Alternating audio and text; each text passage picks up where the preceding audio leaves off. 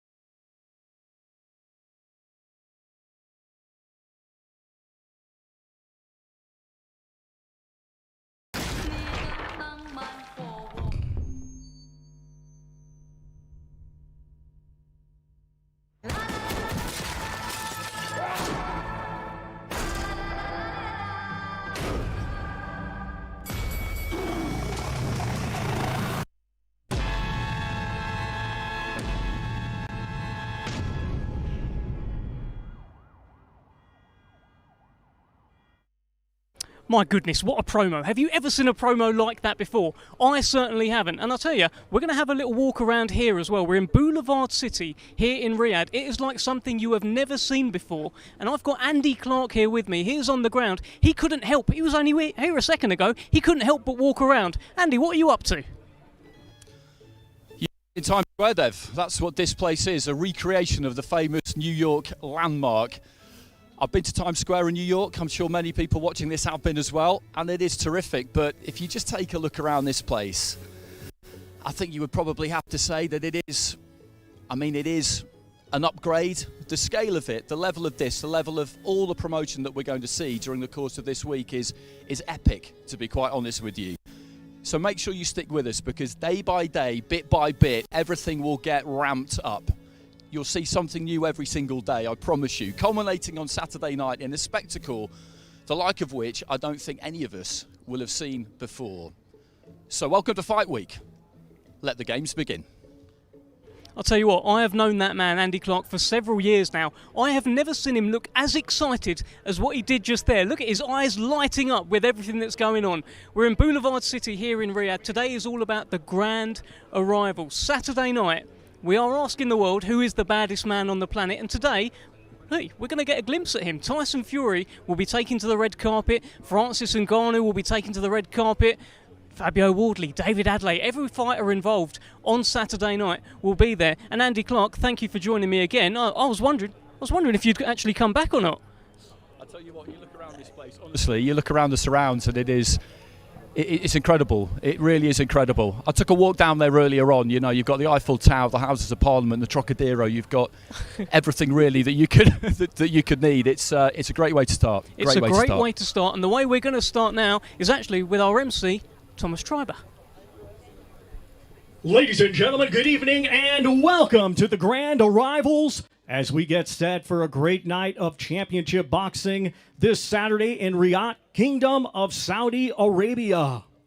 We would first like to extend a big thank you to His Royal Highness, the Crown Prince Mohammed bin Salman, and His Excellency, Chairman of the General Entertainment Authority of the Kingdom of Saudi Arabia, Turkey Al Sheikh.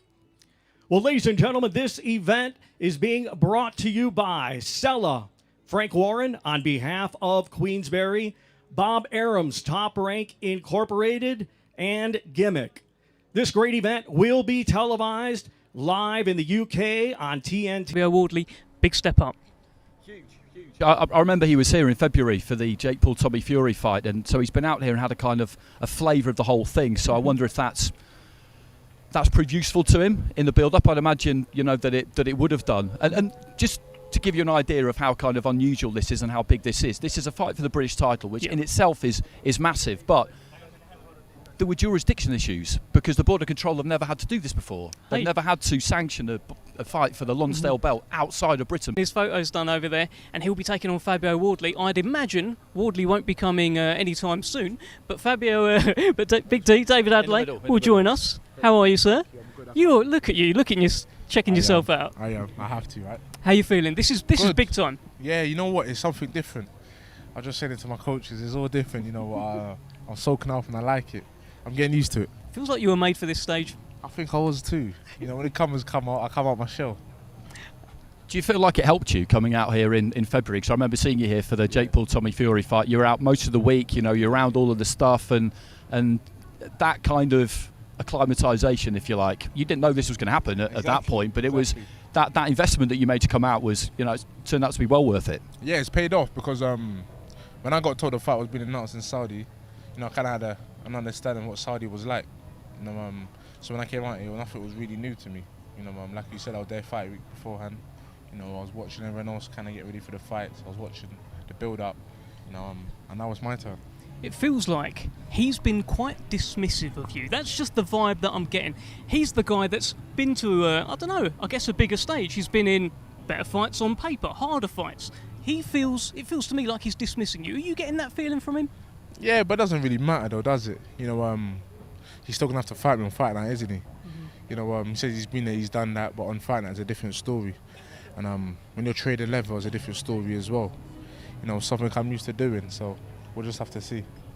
You've been calling for this for a while. I know you were irritated when you felt like you were kind of jumped in the queue by Fraser Clark, a fight that ended up not happening, of course, as we know. What is it about Fabio that you feel that you can exploit? Why do you feel that you've got his number? I'm not asking for tactics because you can't tell me that, but when you look into somebody's eyes as a fighter, a lot of the time, particularly you big fellas, sometimes you feel like you see something. Yeah, stylistically it works. It was nothing personal towards him. He had the belt, and as time went on, it started to get a bit more needle in it. But I just know I got his number. I believe in myself. I know what I do behind closed doors. I know what I can do on the big stage. And I know the sort of power these hands possess. So it's only a matter of time when you're hitting somebody with them, they're going to go over. Listen, so far you've had a press conference, which was last week. You've had a face-off with Carl Frampton. What's the score heading into the press conference later this week? I don't know. Is that 3-0 to me? Well, hey, where's the third come from? No, because red carpet, press conference, face-off. I'm winning all of them. But at the end of the day, that's not what matters for me. What matters for me is on Fight Night, going out there and delivering the goods, and that's all that's on my mind. The other things ain't really on my mind. I'm just a good talker, and I look good on the cameras too. We see it. Look, massive show, massive occasion to be a part of as well. What does it feel like to be part of a Tyson Fury undercard in the Battle of the Baddest? So many eyeballs will be on David Adley on Saturday night. Yeah, a lot of people are talking about this fight, but this is what you kind of join the game for when you're a kid. These are dreams to reality. I'm kind of living a dream right now. That's why I take it all in my stride. A lot of people kind of shy away in these moments, but I don't really do that. It's a good thing, not a bad thing. So I just take it in my stride. I enjoy the show. Yeah, I'm loving it right now. It's just, you got to have fun because, these moments ain't going to last forever. And at the end of the day, it's all going to be a memory. So, when does the switch flick with you though? Because it's good to hear you say that you live in the moment and you enjoy these experiences, because that's what a career is all about. You've got an end goal in mind, but how you get there, you don't have as much control over that probably as you would like. Mm-hmm. At what stage during the week though do you switch into fight mode and block all of that out and just tunnel vision on the one thing? The switch is always ready. We've seen that. The switch is always ready, but once Fight Night comes, it's Fight Night. It's a different ball game. I'm not here. I don't want nobody really talking to me, having normal conversations with me. I'm on a different sort of trajectory. I focus on different things. So I say it really kicks in on Fight Night. But as a fighter man, I'm always ready to to flick the switch whenever. You know, I'm a funny guy, and then just before sparring, I flick the switch. So it's always changing. Well, keep your finger off it until fight night. Well, look, we can't wait for that flick to switch. Give me a final thing just before we let you go. Right now, look, we're on the Tuesday. What's going to happen on Saturday? Wardley's getting knocked out. Adelaide win. KO. No judges needed. 110%. You know, I think it's going to be a blockbuster fight. The way we prepared is going to be a blockbuster fight. So we'll just see what Wardley comes out. We're ready for anything. Like, literally, anything. All right, thank you so much, David Adelaide. We'll take that mic Pleasure. from you. That's Big D. That's the Good to see you. unbeaten heavyweight sensation, David Adelaide. Look, we're going to go to Thomas Triber shortly. I just want to have a chat with you about Adelaide's demeanour. This is the biggest stage of his life so far. He seems cool, calm, collected, right? He does, and the same will be true of Fabio when we speak to him later on. And that's what interests me about these two particularly, because you've got a pair of fighters here who, relatively inexperienced though they might be, and Fabio, of course, had practically no amateur background. He had 4 unlicensed fights basically before turning pro. They just look like they belong on a big stage. They have that kind of mentality, and that's key, because you can freeze during fight week, you can get overawed, you can lose the fight during fight week. I've seen it when you've seen one fighter who's not been on such a big stage before step up and face one who has been, or at least on something comparable. And as you alluded to yourself, when you look at their careers, Wardley has been on that higher level than David, but you could see that he's been thirsting to get here, and he's not going to waste this opportunity. You can never guarantee anything as an athlete, particularly the higher you go. All you can really do is prepare as best you can, do the best you can on the night, and then, in a sense, whatever happens, particularly at heavyweight. But what I don't think we will see from him on Saturday, from either of them, is any kind of performance that they will have any cause to regret, because that's the last thing you want if you're either of those two. This kind of opportunity, you need to make sure you perform to your max, and hopefully for you that will be enough. Well, look, the winner of that fight walks away with 4 belts, the coveted Lord Lonsdale belt, the British heavyweight title, which so many fighters love. He'll walk away with that, the winner of this fight. But let's quit that chat for now. We're going to go back to our MC, Thomas Triber. And now we welcome, fighting out of Miami, Florida, USA. He brings a professional record consisting of 12 wins, 3 defeats. 9 of his 12 wins come by way of knockout. Ladies and gentlemen, here is Roberto Duran Jr.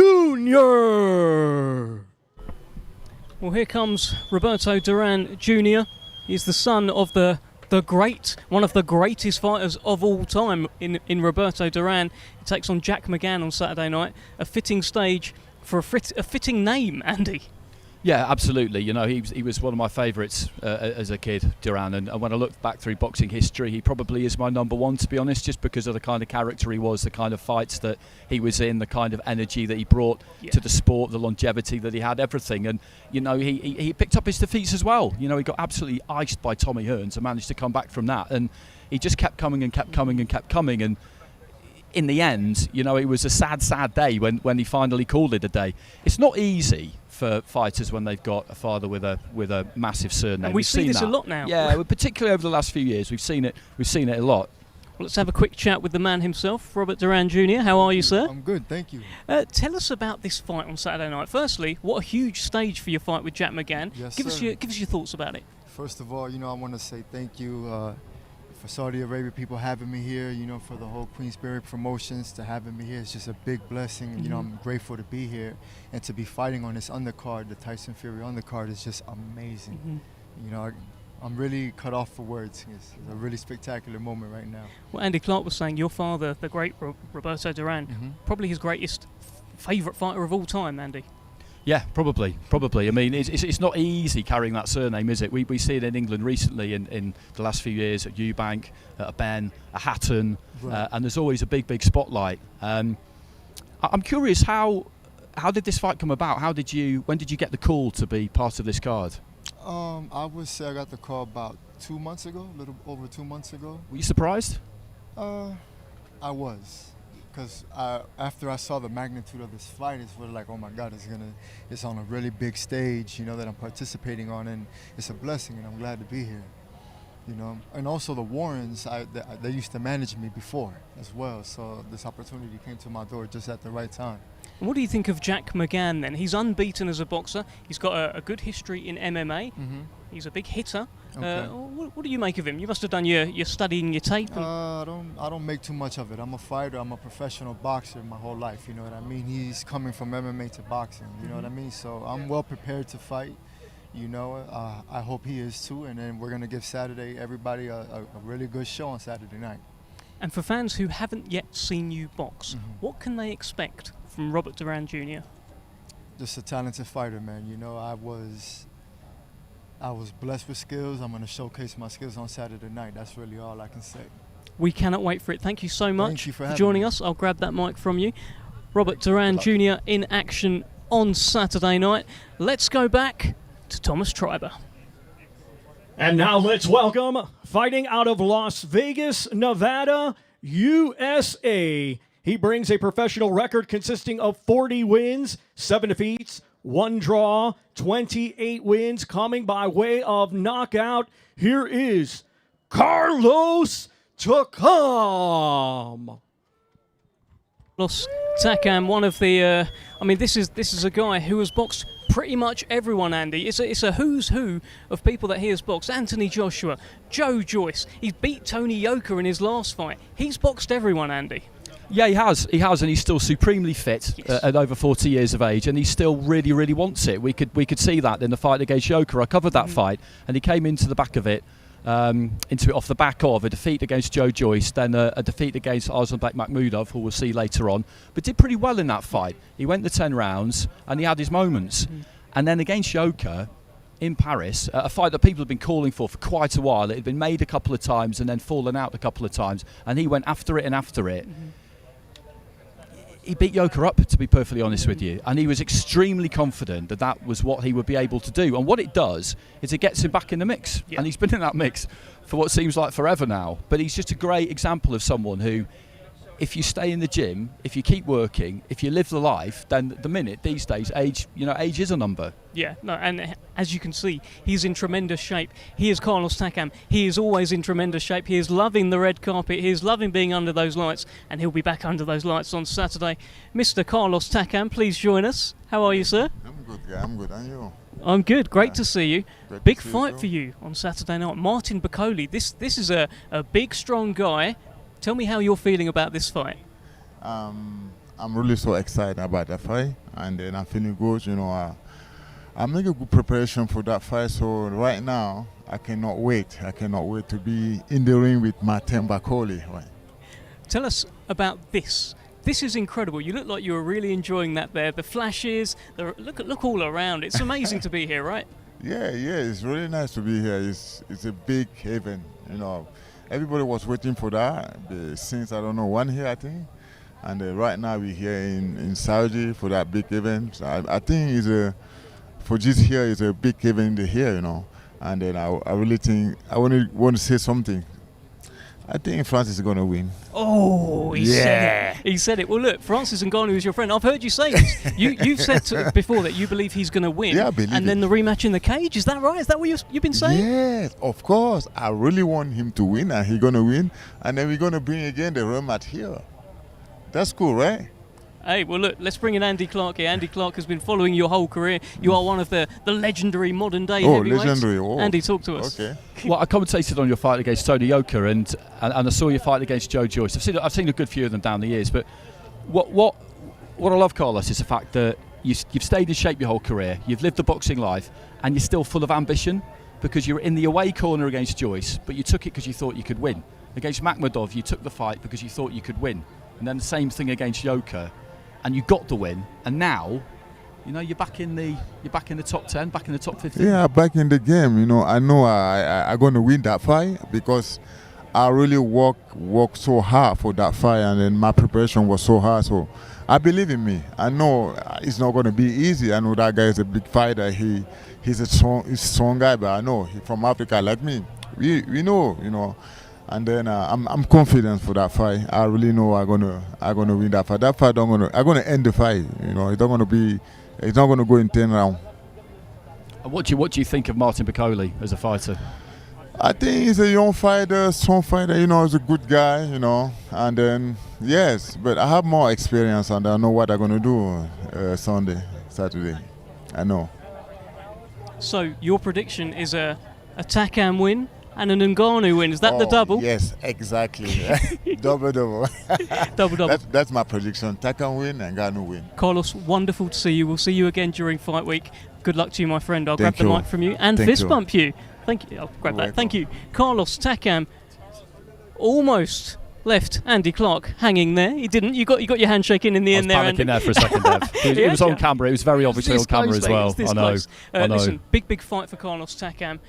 This Martin Bakole fight is one, for me, it's really caught the public's attention. Yeah, it's a good fight because Bakole has got some real ability. He always has had. He had that setback losing to Michael Hunter in a fight where, a lot of questions were asked about him after that fight, but the way he responded was impressive because he went straight into a fight in Poland against Mariusz Fak. Fak at that point wasn't in the away corner like he is now. He had big ambitions. So that was a bold move, but that's how much confidence they had in themselves that the defeat against Hunter was a blip. They got the win and he's moved on since then. And now he's just knocking on the door waiting for an opportunity, and he's got good rankings too. So there's plenty on the line for both of them. And if Carlos can win, he can take those rankings, and it's I like this fight. I liked it as soon as it was made. Well, Takam feels like one of those guys that maybe heavyweights on the way up are having a look at him and saying, okay, maybe he's a bit of a gatekeeper, but sometimes they get it wrong. Tony Yoka, Takam was his comeback fight after the first loss of his career. He thought, okay, I'll fight Takam.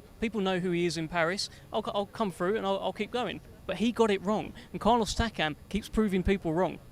Yeah, he does, and it is a dangerous game to play because you have to be very, very confident in your fighter if you're going to put them in against someone like Takam, or, as you say, you've assessed the situation incorrectly, looked at him and just thought, okay, went to London and fought Joe Joyce, did well for a few rounds, but then got stopped. Went to Canada, fought Makhmudov, okay, did all right, but he lost on points. All right, that's where he is now. He's taking away corner jobs. He hasn't really got any ambition left. It'd be easy to think that, but it was wrong. Because he was just waiting for that opportunity. He always fancied it against Tony Yoka. I always fancied him against Tony Yoka, to be honest with you. And you look at the shape he's in, and he is, as I say, he's a good lesson to all pros out there because he lives the life of a professional fighter, and he always has done. He absolutely always has done. And just a reminder, this Saturday night, in the UK, TNT Sports box office. In the US, via Top Rank on ESPN Plus pay-per-view, and around the world in other territories on DAZN. Make sure you don't miss this fight, this event. There's so much. We've just had a chat to Carlos Takam, who's taking on Martin Bakole. We've spoken to David Adelaide. Very soon we'll be speaking to Tyson Fury and Francis Ngannou. But first, let's go back to Thomas Treiber. Let's now welcome, coming to us from Liverpool, England. He brings an undefeated record with 8 wins, 1 draw. 5 of his 8 wins come by way of knockout. Here is Jack the Pilgrim McGann. So far, just 8 wins, 1 draw on his record. And the main thing here is that this man has switched over from MMA to boxing. He was tremendous in the MMA world. There was a point where he had 10 first-round knockouts in a row, and he wants to be proof in the pudding that you can translate MMA striking to heavyweight, well, to boxing. Yeah, you can. You see plenty of fighters make the switch over from kickboxing as well, and generally they tend to stand up quite straight and punch hard. It can leave them a little bit vulnerable at times if they're a bit too upright, so we'll see what he's like stylistically, but he's very experienced in combat sports, and that does make a big difference. There's a huge difference between boxing and MMA, clearly, but in terms of the mentality and the mindset and being able to take yourself mentally to that place you need to take yourself to be able to get in there with somebody else. Well, let's bring and in put the it Pilgrim. all on the line. That's absolutely critical. Absolutely. The Pilgrim, Jack McGann. How are you, sir? Very good, thanks. Yeah, great to see you. Tell us about this. It looks like you're really taking that in there. You're taking in the lights. Big occasion, big stage for you. Yeah, it's massive. I've said from the start, there's been an ongoing theme of we're doing it different, and you've never seen nothing like this. But I've heard that plenty of times, and you get there and it is. But this is really, I got the impression early on to just just have a really open mind to it and just get ready for whatever crazy stuff they come up with. And when I was driving up to the to this, then all the light, you can see the lights from miles away. I've never seen production like this, and it's different. Me and Andy were talking about your MMA background. Hey, you could really hit in the MMA world. It looks like you can whack in the boxing world, so that the power does translate, huh? Yeah, I thought that maybe the change of gloves, them few couple of ounces would have made a difference, but I've been doing okay so far. So, just give us an idea of how this came about for you, because what I like about these occasions is sometimes you talk to fighters and you say, okay, where were you when you got the call? You know, where were you when the phone went and you knew you were going to get this opportunity? It was sort of it was an ongoing thing with talking back and forth a lot with my manager Alfie Warren and Spencer Brown, which is a massive part of why I'm on here. But the original thing to get me foot in the door was, you've got an MMA fighter who people say can't box, and I'm sitting here, I'm mandatory for the British. I've got a title, I'm doing well, and I can box, so I can do it. So it translates over. Do you know what I mean? But no, I'm truly grateful, and I understand how lucky I am to be on this card, and I can't wait to put on a performance. And you mentioned that the fact that you're in line to box for that British title. So, what better way than to fight over here in front of a lot of people, put on a good performance, get a good win, and then that fight with Sam Antwi will get made sooner rather than later. Yeah, exactly. This is the chance I've been desperate for. My last 4 fights have been, if you look at the fights, they've been as exciting as you can get, and they were made for TV on a big stage. So I've been asking for this, and this is my chance now, and I'm looking to kick the door off and make a statement. Well, because of your background, Jack, because what you're doing currently in boxing, we've got to get your thoughts on the main event. Tyson Fury against Francis Ngannou. Can Francis Ngannou win? Tell us. Of course, for one, it's heavyweight boxing, so they can all punch, anything can happen. And I think a lot of people are overlooking the fact that, Ngannou's never boxed, but he's known that he's going to have a boxing match for, I imagine, a long time now, putting his mind to it. And even though it's not boxing, he's been competing at the highest level in MMA, competition-wise, and he is a monster. So, and I've been saying, with the Usyk deal signed with Fury, and everything's lined up and it's finally all perfect and falling into place, if there was ever a time where everything could go wrong, it could, I don't mean to jinx it, but it could be this. But I think Fury knows that, and that's why he's taken Ngannou fully as serious as he can anyone else. All right, perfect. Jack McGann, we cannot wait for this one. Big fight for you. Congratulations on getting on this stage. We'll see you in the week. Thanks, lads. Nice one. We'll grab that. And just a reminder, I mean, you're looking around here. We are in Boulevard City here in Riyadh, in the Kingdom of Saudi Arabia. Have a look at that. Absolutely unbelievable. I've never seen anything like this before. Andy, listen, you've been covering boxing a long time. This is quite special, Andy. It is. I mean, you just look at those screens, and when you arrive in the city as well, you just see billboards for this everywhere. I was talking to Ziad Al Mayouf, a young Saudi fighter, before we came on air, and he's over in Egypt. He lives in Egypt, and there's billboards for it over there. Oh. Yeah, the promotion of this has been another level. Absolutely unbelievable promotion. Let's go back to our MC, Thomas Treiber. Let's now welcome, coming to us from Kildare, Scotland. He brings a professional record consisting of 19 wins, just 1 defeat. 14 of his 19 wins come by way of knockout. Here is Martin Bakole. Here comes Martin Bakole, the Congolese heavyweight giant. Many people are seeing him as a bit of a sleeping giant in the heavyweight division, Andy. Yeah, because at the minute, he's in that position, unfortunately for him, where he's kind of high risk, low reward. If you're above him in the rankings and he's got something you want, there's no real reason why you would want to fight him. Yeah. So Takam is the kind of guy who's game enough, who will get in the ring with him, because Bakole, with his good rankings, has got something that Carlos needs and wants. So it's a good matchup for that reason. He's a skillful fighter. Billy Nelson, his trainer, they're constantly banging the drum for him, and he's got a really interesting backstory. He's the brother of Ilunga Makabu. Yes. And he is a Congolese prince. He is a He Congolese left prince. Congo to pursue a boxing career in South Africa. Firstly, went there, followed his brother there, then has ended up in a small Scottish village, population of 500, and Yeah. I can confirm he is the only Congolese prince in the village. Wow. Well, great bit of trivia there from Andy Clark. That is why we brought you in, Andy. Here is Martin Bakole. Let's have a chat with the giant himself ahead of the biggest fight of his life. Martin Bakole, great to see you. How are you? I'm good. Tell us how it feels to be here. This is a magnificent stage. I can see you enjoyed it up there as well. Must feel good, huh? I look like I'm in a paradise. So it's the first time to be in Saudi, but I'm surprised by a lot.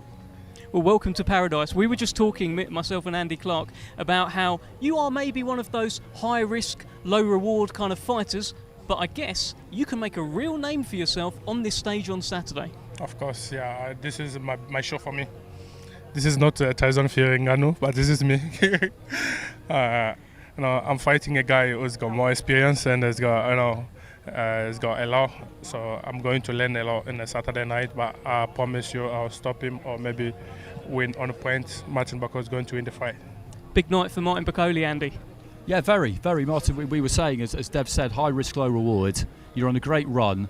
People above you, they're not really going to want to fight you. That's just the way boxing goes, isn't it? So Carlos Takam, actually, off the back of his win against Yoka, who you also beat, it's as good a fight as you could possibly get. Yeah. Maybe want to revenge the Yoka fight because they're both French, but it's a big mistake he made, because it's for reason everyone is avoiding me, but he's a man. He said yes to fight me, so why not? Because everyone is avoiding me, he said yes. I just jump on a chance and keep forward. I've heard you say, Martin, I was watching one of your interviews, you said that you believe that Carlos Takam will retire after this fight. You really think that? Of course, 100%, because he will get many punches that he never get. That is a show, and watch Martin Bakole against Tony Yoka, and watch Takam. It's too slow. He's got experience, yes, it's tough, but I'll punish him with many punches. Why is this guy so avoided, Andy? I mean, look, he speaks well. He's an absolute monster. I guess he's a bit scary. Yeah, it's the all-round skill set, to be honest with you. I've watched a lot of his fights, and what's really impressive about him is that for a big man, for a heavyweight, he's got fast hands. He varies the angle of attack. He varies up the weight of his punch. I remember seeing him stop Kevin Johnson, who at that point people weren't really stopping him, and the reason he did it was volume. He'd switch the angle, switch the mode of attack. It's that kind of heat that he brings, which is unusual for somebody of his size. If I looked at the stats, I'm sure it would show that he throws more punches per round than most other heavyweights out there. He's a real handful for anybody, and that's why, unless he's got something you want, and he has with Carlos Takam, then he's going to have to force his way into mandatory position, I'd imagine. Okay, Martin, we're going to get a final word from you. Just tell us, very briefly in a few words, what's going to happen on Saturday? Oh, knockout, big knockout. Takam is in trouble. I have much respect. I respect him. He's a big brother to me. And this is for Africa. He's from Africa as well, and I'm from Africa. So one must sleep, but it's him. He's going to sleep Saturday night. Well, there you have it. Go back to MC Thomas Schreiber.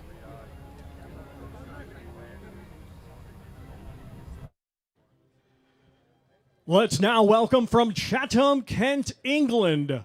He had a stellar amateur career, and now as a professional is undefeated with 5 wins. 3 of his 5 wins coming by way of knockout. Here is Moses Itauma. 18-year-old who is lighting up the heavyweight scene right now. He's got the whole world in his hands. World amateur champion, unbeaten as an amateur and as a professional, Andy. Yeah, he's made a good start. We've been aware of him for a while. If you follow amateur boxing, he went to the Europeans and won gold, European youths, and stopped everybody in the first round. Went to the World Championships, the youths in Alicante last year, and same thing. I think one opponent managed to go the 3 rounds with him. Everybody else didn't hear the final bell, and everyone was after him, signature-wise. Absolutely everyone. But Queensberry have been on his trail for a bit longer than others. Yeah. They do a very, very good job of looking closely at the amateurs that are coming through, not just at senior level, not just waiting for the Olympics and see who wins medals. It's something that Frank's always, put a lot of time and energy into. Top rank as well. They're both well known for it, and it's You know, it reaps dividends, and he's a great example because, like I say, everybody wanted him. And when you watch him fight, he's been in with some tough guys already, 3 knockouts in 5, which is great because it means he's been taking a few rounds, and they've matched him tough. You know, they've matched him with some serious operators. Here is the man himself. And look, the last time I saw you, when you brought that guy onto that lovely long left uppercut, that was not too bad, wasn't it? That was terrific. That was absolutely terrific. That's why I need more performances like that. Like obviously, like I'm on a big platform and showcase good time to showcase my skills.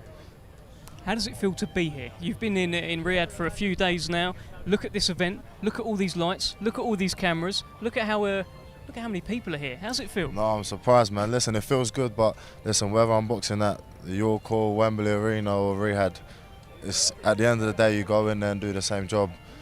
You go in there, square circle, and you fight. So listen, it's a good opportunity for to showcase my skills, but that's what I've got to do. I've got to showcase my skills, let nothing outside the ring. We've seen a little bit of everything from you, I think, so far, in terms of what you can show us. You've had people out there within a minute. You've had people out there within sort of 90 seconds. You've gone the distance a couple of times as well. We've seen your boxing skills. What are we going to see on Saturday? Fireworks. Fireworks. I always say it, fireworks, man. You like the sound of that, Andy? Well, I mean, we've seen plenty of them so far, and it's been good to see you taking a few rounds after those first 2 fights. But what really interests me about Saturday as well is that we've got this British title fight on the same card.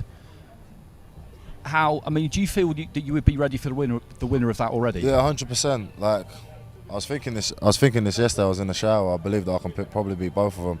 But listen, my time will come. I respect David and I respect Fabio. Obviously, they're going to put on, or hopefully they put on a good performance this Saturday night. But like I said, I believe I can beat them, and my time will come. My time will come. Mike Tyson's going to be there at the weekend. Yeah, that's mad. Still after his record? Of course, 100%. Listen, hopefully, after this fight, I can get more credit for my boxing because I don't believe, like, obviously I got a little bit of credit, but I don't believe I was able to showcase everything I can showcase. So I believe this fight I would be able to because I got an actual opponent that's trying to gun for my head. So. If you see him, are you going to tell Mike Tyson that you're after his record? Listen, I was saying this. If he doesn't know that, I'm not doing my job properly. He's got to know that. Well, look, the fans have got the chance to really find out more about Moses Itauma on Saturday 100%. night. You want fireworks. Are you really after that explosive knockout and sort of beat your chest and say, I'm Moses Itauma? Of course. I'll look for that every fight. If there's not one fight that I haven't looked for that. Listen, whether it comes, it comes. If it don't, it don't. As long as I'm putting a good performance on. And what are your thoughts on the main event? Because, you know, we're all boxing guys, us three, and we probably struggle to see how Ngannou is going to be able to land that massive right on Tyson Fury, because, you know, hitting it, having a big punch is one thing, landing it against someone like him is another. Yeah, do you know what it is? Like, anyone that's done boxing themselves and they come against, like, you can have had 1,000 fights, but if you come against someone that's game, doesn't matter what you do, it's like, it's a struggle. So whether you don't know whether the shots are coming from left, right, centre, listen, I don't write any man off. If he's got a will, then he's got a chance. Listen, Moses, you have sparred like everyone, right? You've sparred Joe Joyce, countless rounds, Anthony Joshua, Daniel Dubois. I think the one guy you haven't sparred is Tyson Fury. Do you think you'll get that call quite soon, considering? I was literally in the waiting area. They literally just said they said they're going to call me up after this fight. But listen, I'm not worried about that. Yeah, I just want to put on a good performance Saturday night. Fantastic. Moses, brilliant speaking to you. We'll speak to you again in the week. Well done. Just thank you. Drop your mic back there. Drop that mic.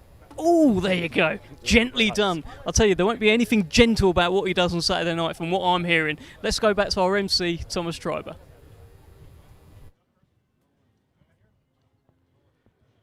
Let's now welcome a native of Russia, now fighting out of Montreal, Quebec, Canada. He brings an undefeated record with 17 wins, 16 of his 17 wins coming by way of knockout. This Saturday night, he will be defending his NABF Heavyweight Championship. Here is Arslanbek, the Lion Makhmudov. Makhmudov, a giant, currently based in Quebec, Canada. He's from Russia, and my goodness, he's in the same hotel as me. I've seen him walking around, and he is a terrifying man, a quite foreboding figure, Andy Clark. Yeah, he is. He looks pretty menacing, doesn't he? Yeah. You know, he's got Mark Ramsey in the background there, so he's from the same stable as Artur. Beterbiev. Oh, there's something about those guys. There is something about those guys. You know, he's a strong fighter. He's a strong fighter. He boxed a lot in WSB as an amateur, the 5 3-minute round format, and he had a very, very good record in it, which puts you in a good position to slipstream into pro boxing, which is what he's done. And they've built him well. Top Rank have been looking at him for a while, and they've now signed him up on a co-promotion with Eye the Tiger, who are based up in Canada. He won his first fight with Top Rank in his last fight, and he's just about ready to go now, I think. He had a good win against Carlos Takam last year. Yeah, looks ready to go. 17-0, 16 knockouts. Mostly what he hits crumbles in front of him. The only man that's gone the distance so far is Carlos Takam. We're going to see if he can come in for a quick chat. Just a little bit scared. Let's bring in Arslanbek Makhmudov. How are you, sir? Good. How are you still, guys? Good to see you. This is a huge event. You must be happy to be part of this. Yes, I'm very happy to be here, and very great, real event. You know, it's first time I've been now having this like this big event. Yeah, I'm very happy. I'm very excited. Do you feel like this is Saturday night, a huge chance for you to make a bit of a statement? For those who don't know anything about you yet, on this stage, on this platform, you can show the world who you are. Yes, of course, it's my good opportunity to show real my performance. So I'm here for seriously. I'm here for to be champion, to compete for this title, and yes. You have some good rankings. How far away do you think you are from being in that top level of the heavyweight division? I don't know, but we do all the steps. We do all what we have to do for to take this chance as soon as possible. You know, I hope so. It's gonna be next year, inshallah. You seem to have a lot of power. We have seen in your 17 wins so far, 16 have come by knockout. Where does this power come from? Tell us. Tell us. This God give me this power, but I don't know. I honestly, I don't think so. I have like more powers than maybe another guys, but I try to do my best. I don't know. What are your thoughts on the main event, Tyson Fury against Francis Ngannou? Because you mentioned power there. Francis Ngannou is famous for the power that he has. Fury is, I would say, the best heavyweight in the world. I think everybody agrees on that. Yes, it's very interesting fight. Honestly, I don't think so. Somebody think it's like not like fake fight, you know. No, it's not like that because Ngannou, this guy, former UFC fighter, and it's heavyweight, you know. It's strong guy. We call boxing, but it's also fight, you know. It's like a street fight, you know. That's why it's dangerous fight. I don't think so. It's of course Tyson Fury is another level. It's he maybe #1 now, but anyway, you have to be careful. Are you trying to make one of those statements where Tyson Fury, by the end of the night, knows who you are? Again, repeat, please. You want Tyson Fury to know your name at the end of the night? Do you want him to know who you are so he knows about Arsenal? Oh, he's the guy that scored a big scary knockout on my card. Yes, he make like some funny stuff about me, and also some say some words not nice words, because he like touch my face, touch my name, like who is name, you know. You don't have to say that. It's personal stuff. You know? My name is personal stuff. If you want to say about boxing, you want to say, oh, it's not good boxer or good boxer. It's your opinion. It's no problem. But talking about personal stuff like name or I don't know another stuff, you cannot do that. You know, it's unrespectable. You know, we have to like Tyson Fury. And also any like famous boxer have to represent and show like example for young generation to give good example, right? That's why. Well, listen, you've got Junior Anthony right in front of you on Saturday night. How do you see this fight going? What's going to happen in there? This guy, you know, very like fast guy, you know, with good defense. That's why for me it's going to be challenge to fight with this guy. It's and also good experience, you know. That's why it's going to be a good challenge for me. Perfect. Thank you so much for joining us. Just pop your mic back there. Arslanbek Makhmudov, a heavyweight giant in action on Saturday night. Let's go back to Thomas Treiber. Let's now welcome, coming to us from Evanston, Illinois, USA. He brings a professional record consisting of 20 wins, 4 defeats, 1 draw. 17 of his 20 wins come by way of knockout. Here is Junior, the Hurricane, Anthony Wright. Makhmudov, this is the man who will be standing in his way on Saturday night. Junior Anthony Wright has the assignment of trying to take down Arslanbek Makhmudov, Andy. Yes, and it's going to be difficult, and he will know that. He's a pretty experienced fighter, got to a good level at cruiserweight, boxed for a world title against Babet Shumanov at cruiserweight, tangled with Rakim Chakiev as well. So he's done some travelling, he's not just boxed in the United States, been up at heavyweight for his last 5 fights or so. So he'll be aware of the scale of the task, but as I say, he is an experienced guy. And a good performance, win, lose or draw, and it can increase your stock. It can do a lot for you. Well, that's what can happen in heavyweight boxing. Sometimes it's not always about like, oh, you have to win. If you lose well, you can be in the mix for the next guy. It was quite funny just watching him walk past Makhmudov, having to sort of look up at him as well. There is a bit of a size difference there. I think Junior Anthony Wright, as you said, did most of his work at cruiserweight, so it is quite a tall task. Yeah, it is, and with somebody like Makhmudov, who's got the skill set to be able to impose it, it's going to be a difficult night for him. But as Makhmudov himself said, you know, in boxing, you can never take your eye off the ball. Mm-hmm. Everybody is capable of delivering a big punch at heavyweight, and if you get hit with one that you don't see, you're not braced for it, then anybody can go down, and that's exactly what you always have to believe. Well, here he is, Junior Anthony Wright. Great to see you. How are you, sir? Doing well. How you doing? I'm doing very well. Big fight. That's the man that you are fighting on Saturday night. Arslanbek Makhmudov. He seems to be a wrecking ball, wrecking everyone. Tell us how you're feeling. I feel great, man. You know, I want to thank everybody for this opportunity, man. First and foremost, I would like to thank RDR, Rodney Rice Promotions, for putting me in this position, giving me this opportunity, and Team All Business, Rashad Brown, Sean Murray, Dave Harden Sr., and my strength and conditioning coach, Kenny. I want to thank all those people and Loyal Boys, Keith and Dev, for coming out as well, and everything in preparation for this fight. I appreciate everything. Tell us how you're going to win this fight on Saturday. Give us a hint. Come on. Well, I'm coming straight for him, just like how he's coming for me. I'm coming at him, man. I take nothing from my opponent. He's very game. He's dangerous, but I just got that mindset to come straight forward and get the job done. One of the things that's so great about boxing, Junior, is that you never know what's around the corner, do you? Because I was looking at your record today. Your last fight was at a hotel, I think, out by the airport in Philadelphia. Small show, and now, as you left the ring that night, you can't have imagined that you were going to end up here, but here you are. Yes, I am, and it was a surprise because, like I said before, everything happens really, really fast, and you just don't know when these opportunities are going to come. But like they say, stay ready so you don't have to get ready. Go ahead. Have you seen weaknesses in Makhmudov? He's been extended the distance only once in his career. Carlos Takam was able to take him 10 rounds. Did you see anything in that fight to give you kind of, I could do that, I could do this, I could do that?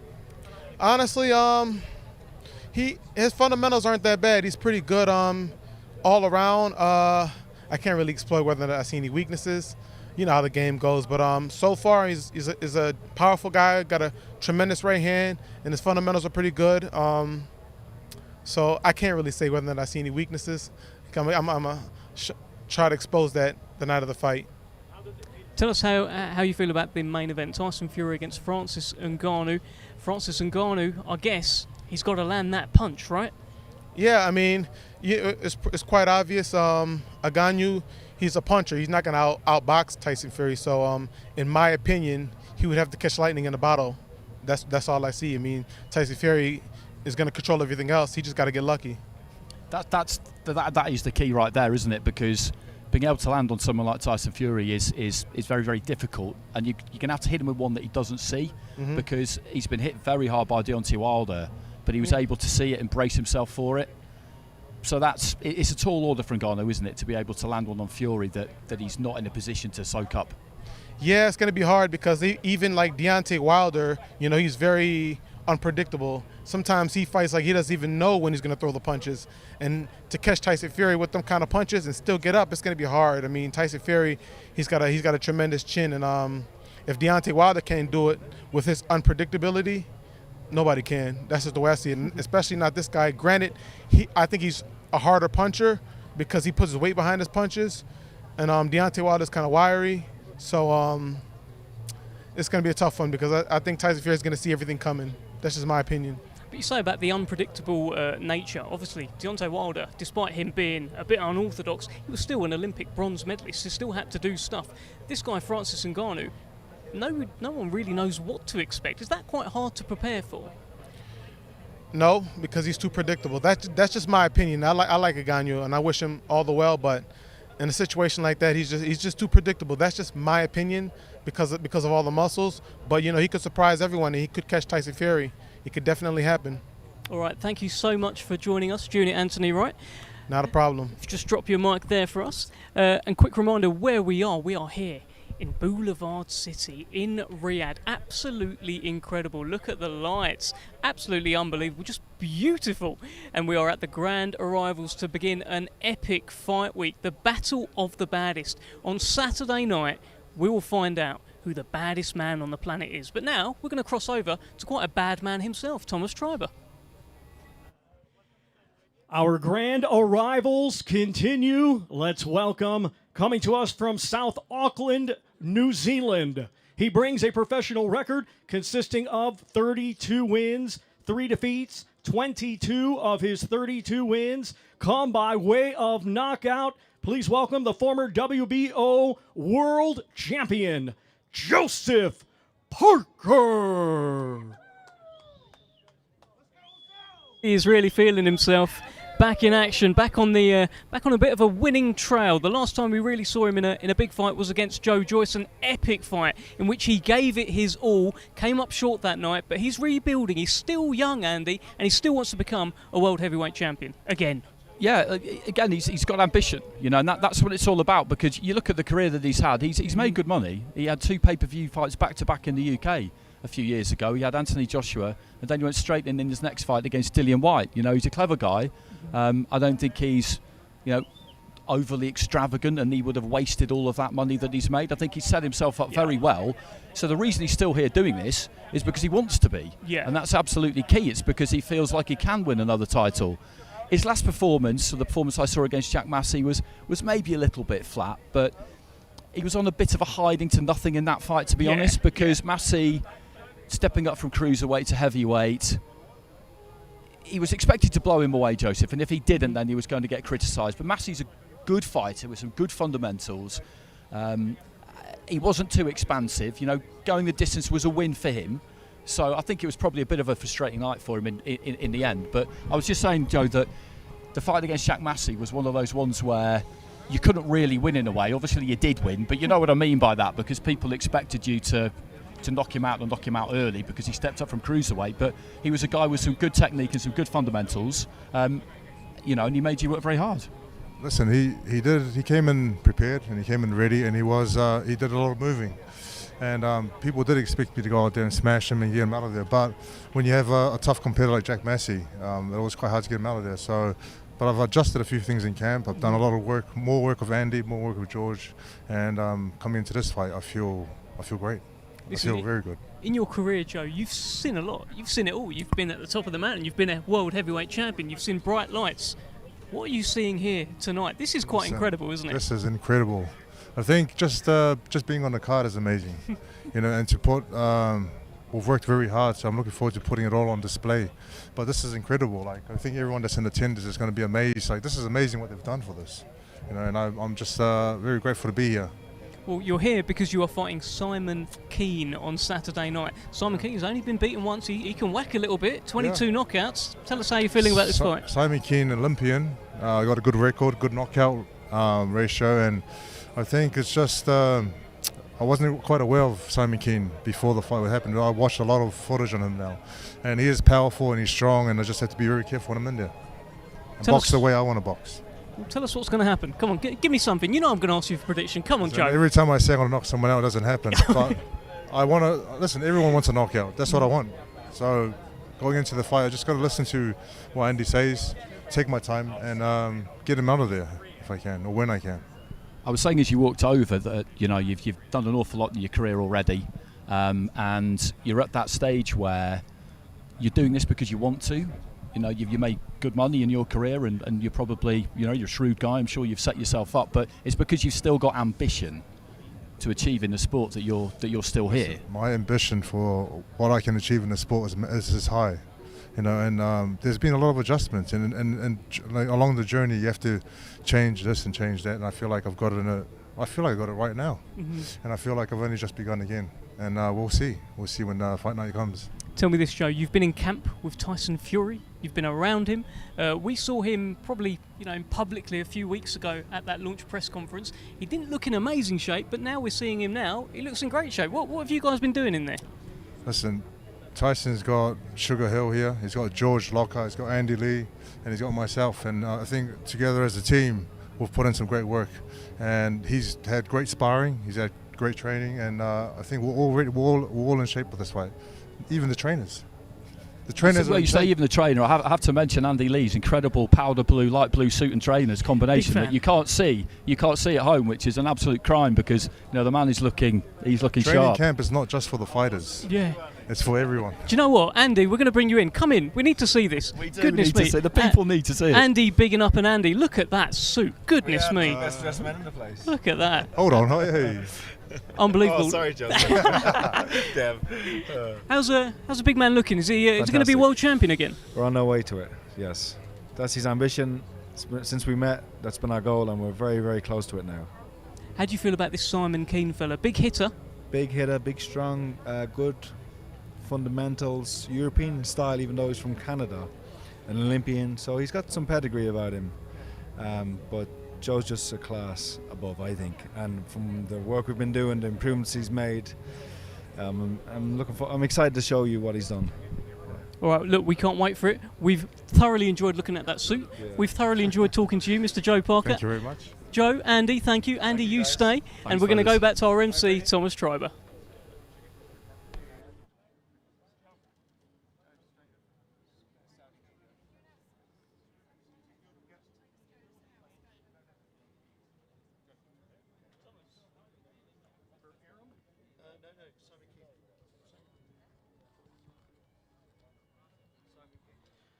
Let's welcome first, coming to us from Trois-Rivières, Quebec, Canada.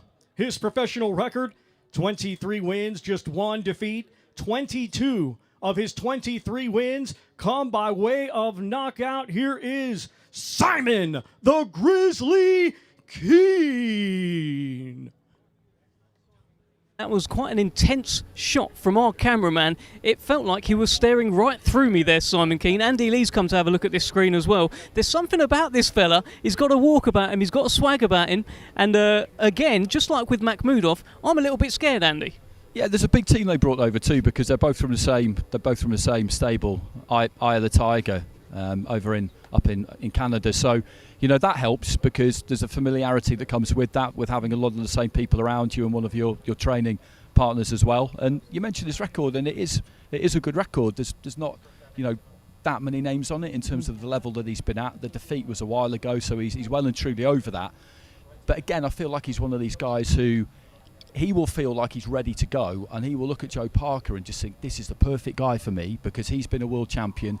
He's still very, very well ranked. And he won't be thinking anything other than a win. But as we just said, win, lose or draw, a good performance, and it can do a lot for you. I mean, we saw it with Dempsey McKean, didn't we, for example, against Philip Hrgovic. Exactly that kind of performance, good example. If you don't win, it can still take you a long way. And I think, it's a leap, but at some point you have to make one. Well, look, he's one of those names that we've seen like on BoxRec. He's been around the heavyweight division a little while, and it feels like he's awaiting his breakout fight. Simon Keane, hello, sir. How are you? Fine, thank you. Yeah? Yeah. I'll do my best because I don't speak English, but okay. I'll do my best. Okay, well, look, is this a translator? Can you help? Yeah, I'll help. Okay. Well, listen, we're not going to keep you for too long, but Joseph Parker believes that he will knock you out on Saturday night in front of all these people in Riyadh. What do you think about that? Of course you want to knock me out. I want to knock him out too. It's everybody said that, but I don't know what to say, but I'm not gonna let you knocking me out. No. Well, listen, only Joe Joyce has been able to actually stop him. He's still a man who wants to become world heavyweight champion again. He's got big ambitions. What are your ambitions in the sport right now, Simon Keane? My ambition, first of all, I want to beat Joseph Parker. It's my only that thing. I think only that win, and after that, I'm looking for what's going to happen. Listen, what we're going to ask you to do... Step by step. So we've got a big fights coming up. So I'm focused on that. We had a great training camp. So I believe in myself. I never stop believing. Let's go. Well, listen, you sound like you believe in yourself. You look in tremendous shape. We're going to ask you to do one thing. We want you to send a message to Joseph Parker. What do you want to tell him? Hey, Joseph. I'm not hungry. I'm starving. Well, there we go. You're not hungry, you're starving. Thank you so much. All right, thank you. Thank you, Simon Keane. There's a starving Simon Keane taking on Joseph Parker on Saturday night. Let's go back to our MC, who isn't starving. I saw him eating a bag of crisps. Thomas Schreiber.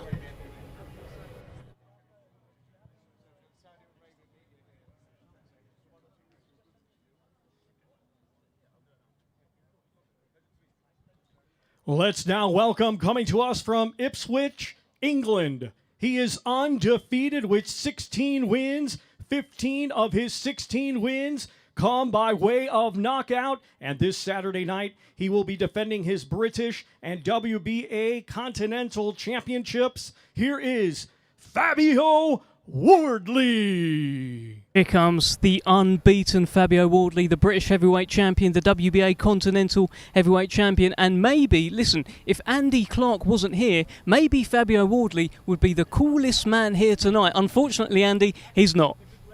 It's just his bad luck, isn't it? What can I say? What can I say? But Fabio's one of these guys who I picked up his career from an early stage, working on it, covering it, when he started boxing on Sky when he was 3-4 fights in. And what you realised about him straight away was that he was one of these people who just gets it, the whole thing. The fact that you need to market yourself, the fact that you need to have something to say, that you need to keep your eye on your own career and as much as you can drive it yourself. He would want to be on board with every decision that's made about everything that he does. He's that kind of guy. So like David, he is somebody who feels like he belongs here. Yeah. And as previously discussed, that's really, really important. And there's no real bluffing that. Sometimes when you speak to someone about their ambitions, they've got a lot to say, but it doesn't really convince you. But with other people, they've got that more kind of measured look about them, and what they say to you, you tend to believe it. I was just saying that from the start when I started covering your pro career, you always struck me as being one of these people who you understood the sport, you understood the business, you understood what was required of you, kind of inside and outside the ring, and this is the kind of place that you've always felt that, you know, supposed to be, that you belonged in.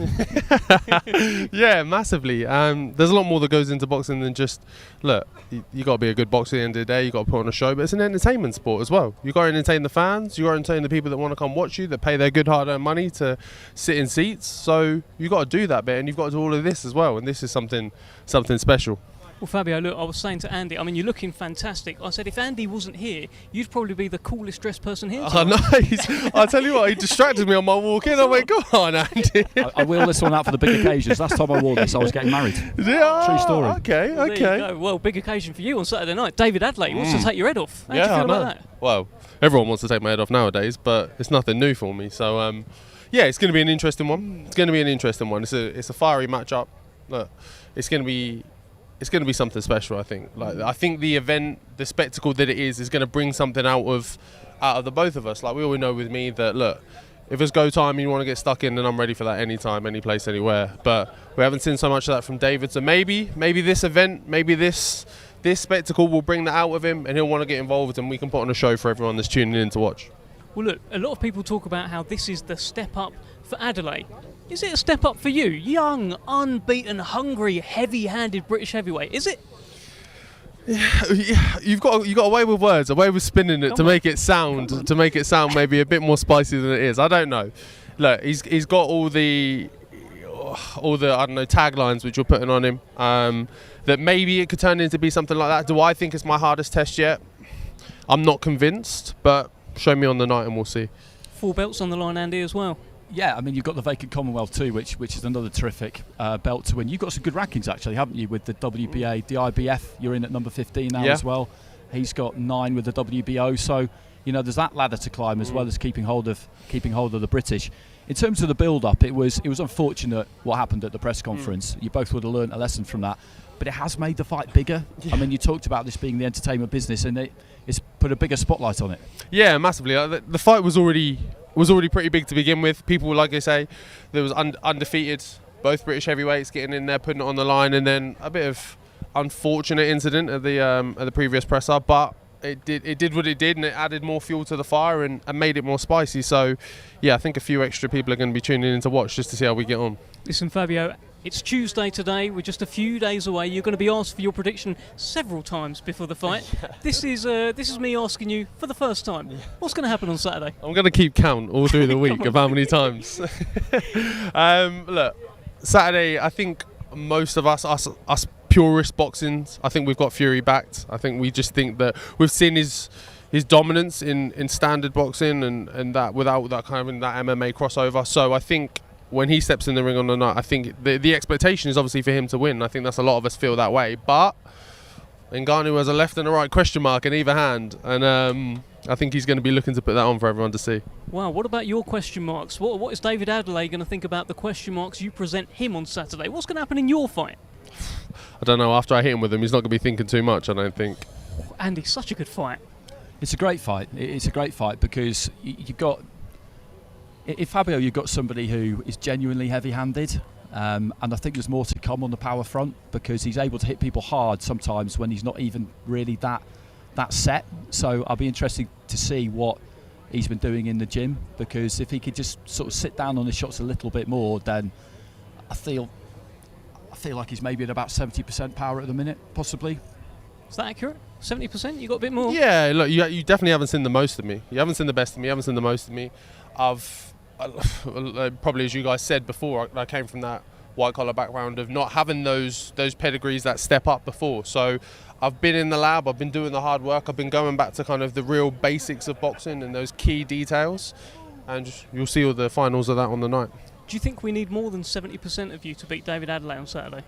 I'm not going to do it. I'm not going to do a Eubank and say you need 60% or whichever. But look, I always take my fight seriously, regardless of the build-up, regardless of everything else, regardless of the opponent. I don't care who it is. It could be someone you found from the crowd. I'm going to be training at 100%, and I'm going to take 100% of me into the ring. So that's irrelevant. I'm going to do my job. We can't wait. Fabio Wardley, thank you so much for speaking to us. Let's go back to the one and only Thomas Treiber. Well, ladies and gentlemen, that completes the grand arrivals of our undercard fighters. And before we get to our main event participants, we would like to extend a big thank you to His Royal Highness, the Crown Prince Mohammed bin Salman, and His Excellency, Chairman of the General Entertainment Authority of the Kingdom of Saudi Arabia, Turkey Al Sheikh. Well, ladies and gentlemen, our main event this Saturday night, it is a WBC special event scheduled for 10 rounds in the heavyweight division. We will first welcome a native of Cameroon, now fighting out of Las Vegas, Nevada, USA. He has a professional MMA record consisting of 17 wins, 3 defeats, with 12 of his 17 wins coming by way of knockout. Here is the lineal mixed martial arts heavyweight world champion, Francis the Predator Ngannou. Well, here comes the Predator. Somewhere in that crowd, the cameraman is making his way to him now. The man who has spent his life making the impossible possible, and he has quite a tall task in front of him on Saturday night. He's the lineal MMA heavyweight champion. He never lost his UFC heavyweight title in the ring. He has now left that organisation and is free rolling, really. He's got Tyson Fury in front of him in such a huge crossover event. He's got it all to do, but he really, really believes in himself, Andy. 100% he does. You look at what he's achieved in his own sport, and there's every reason that he should. What I'm looking forward to this week, before we get to the actual fight, is just watching how these two just comport themselves, how they are around each other, which we'll see more at the press conference and the weigh-in than we will today and at the workouts tomorrow, because you've got two people who are both king of their own hill here, and they will behave accordingly. Fury will feel he's been the king of his particular hill for a while now, since he beat Wilder in that second fight, and they'll have gone into every fight since feeling like he is very much, you know, the A side, as people like to talk about. And that brings a certain kind of swagger. But when you've got somebody coming out of the opposite corner, in whatever the setting is, who can match you for that, because they have that similar resolution, you know, we've got two silverbacks here, haven't we, basically? Yes, that's absolutely. what we've got. And look, this man is all smiles right now. He's got those sunglasses on. He's got a lovely jacket on. There's plenty of swag here from Francis Ngannou. And when you think about the story, when you think about where he come from, it makes it even more unbelievable. The Predator, they call him, and he is looking the part right now. Francis Ngannou. He absolutely is. He absolutely is. And you can tell just how used to it, how used to this situation and this stage he is. He looks every inch what he is, which is an absolutely top-level athlete and extremely experienced. I hesitate to use the word celebrity, but you know what I mean. Yeah, exactly that. And what he was known for, of course, in MMA was being able to punch people very, very hard. I think that could help him on Saturday. Yeah, absolutely. And we talked about this, you know, a few times during the course of the last hour or so, and I'm researching this at the minute for something else I'm working on, and the reality is, and everybody agrees on this, everyone I've spoken to, trainers, managers, fighters, promoters, anyone can go if they get hit with one they don't see. Anyone. It's difficult to hit Tyson Fury with one that he doesn't see. I'm not going to make any pretense about that. That's going to be a hard thing to pull off. But if he somehow can do it, then he punches hard enough that Fury will be in serious trouble. Yeah, absolutely that. Look, the way Tyson Fury keeps describing it, he says, listen, if I go down the pub and I pick a fight with someone and they land one, it's still going to hurt me. I'm still going to be in trouble, let alone a killer like Francis Ngannou, who punches people in the head for a living and tends to render them unconscious. Yeah, I think sometimes people can underestimate, strangely, what it is that they're actually doing in there. Because if you go to boxing a lot and you see it live, then you hear and feel almost the punches land. And it takes it to a new kind of dimension, a new kind of level. If you're more used to watching it on TV, then I think maybe you don't really get that perception of the incredibly serious nature of their business. If he lands his right hand on someone, they've got a problem. It's as simple as that, really. Francis, wonderful to see you. Good to see you, Dave. Look around. Yes, this time you did your remember. name. You remembered my name. It's Dave. Great to see you. Amazing occasion. Can you believe it? Pinch yourself. Can you believe it? I can't believe it. Walking from there, I was looking at it. I'm like, damn, the boy has made it. I mean, I don't know what's the limit, to really know that you made it, but I think I have made it. I believe I that think we have made it because it's two of us on the poster, and then it's arguably both of us complete each other in this case. I think so. Look, I understand you've brought over a lot of your family as well. They are here to witness what you are doing. Have you brought your mother over as well? Is that right? Yeah, she's been here for 2 weeks already. Wow. She's not here right now. She's at the game because she's going to meet Cristiano Ronaldo. Oh, wow. Your friend Cristiano Ronaldo? Yeah. It's my boy. Yeah, look at that. That's that Ronaldo gave you that watch, didn't he? Yeah. So tell us, Andy, I mean, big task ahead of him on Saturday night. Most of the boxing world are writing him off. What do you think? I'm curious to know how's training gone? How have you gone about trying to kind of replicate what Fury will do? Well,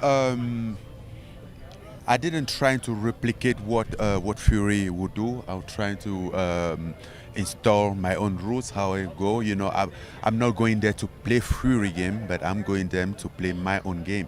So my training was based on like me, how I gonna fight to win Fury, and that's what me and my coaches we work on it. And he went well, tough, but he went well. We started earlier because I'm aware of my lack of experience in this sport, in boxing.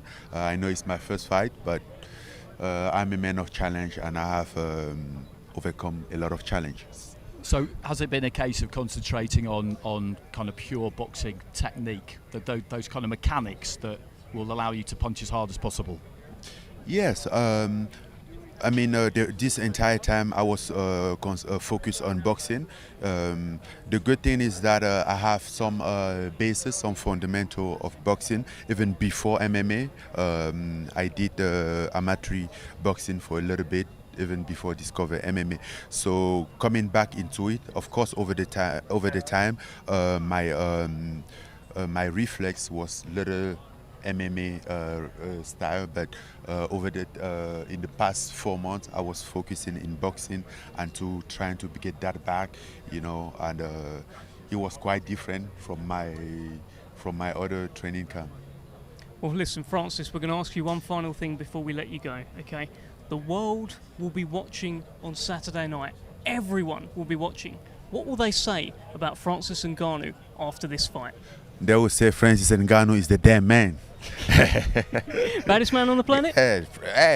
We are the baddest man on the planet. You know, like, okay, this is the idea.